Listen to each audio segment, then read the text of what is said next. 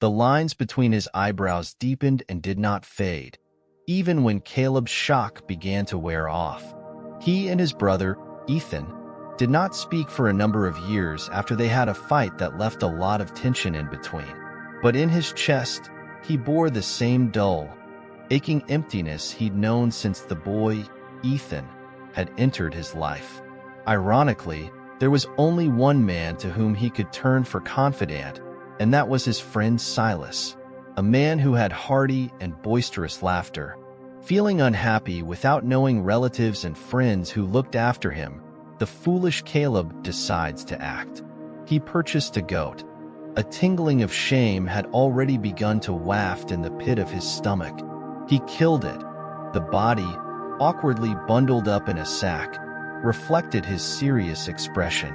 As he marched towards Silas' residence, his chest weighed a ton, as if each beat signified a broken dream. Silas stammered, tears streaming down his face, a low murmur.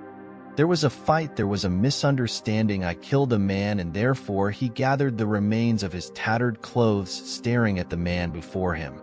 This we have to do with the body. Throughout the passage, it is evident that the characters act in a very uncanny and uncultured manner, especially when Harker tells Mina, "We need to get rid of the body." Silas' face paled. But what Caleb had been craving for, concern, was replaced by hostility as his eyes hardened. "You, Caleb," he sneered, "I won't allow myself to be a part of this mess. Give me your hand and get out now." This was not the reception he was expecting, and a new feeling of disappointment struck him so hard as if somebody hit him with a club.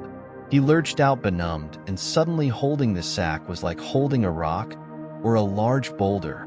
He felt defeated.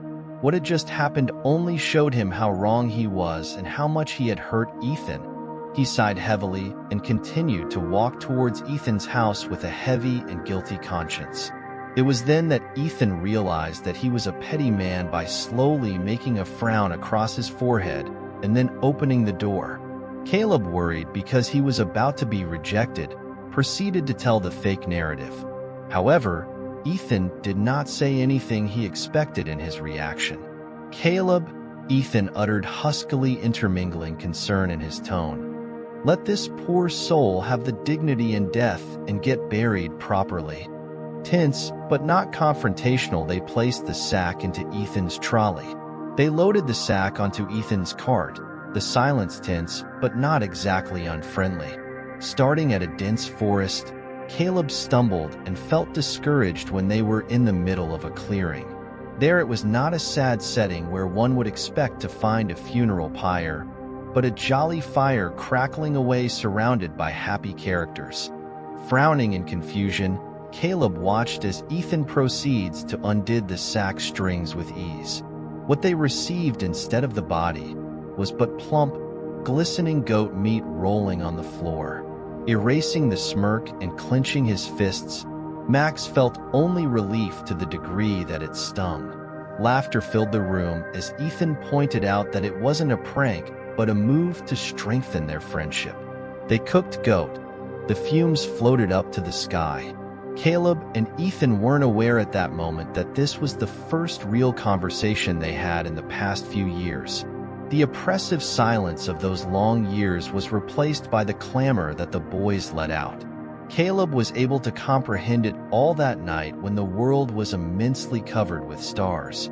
The romantic love that Lisbeth and Lorenzo experienced was not an aspect of non-critical uptake, but instead involved accepting and overlooking the other's anger. The test he had so cunningly devised had been a complete madness, a dummy run, so to speak, but the end result had resulted in him coming back, full circle, to his brother and to the love that they once had for each other.